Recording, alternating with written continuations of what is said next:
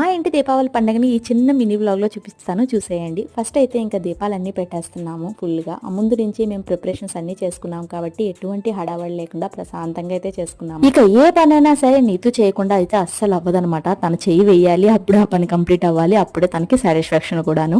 ఇంకా దీపాలన్నీ పెట్టేసి ఇంకా పైన పూజ అయితే వెళ్ళిపోతున్నాము. ఇంకోండి ఇదే విధంగా అయితే మేము దివ్యలు కడతాము. ఇంక ఈయన కట్టేస్తున్నారు. ఈ లోపు నేను పూజా సామాన్లు డెకరేషన్లో ఏమైతే ఇంకా బాకీ ఉన్నాయో అవన్నీ చేస్తున్నాను అనమాట. ఇదిగోండి ఇదే విధంగా మేము చాలా సింపుల్గా చేసుకున్నాము. డెకరేషన్ ఎలాగుందో కామెంట్ మాత్రం చేయడం అసలు మర్చిపోవద్దు. ఇంక ఇలా పూజ చేసుకొని దువ్వెల్ని అంటించి బయటికి వెళ్ళాక కొట్టేస్తామన్నమాట. ఇంక ఇదే మా దీపావళి. మేమైతే ఇలాగే చేసుకుంటూ ఉంటాము. ఇంక మీరు ఎలా చేసుకుంటారో కామెంట్ చేయండి.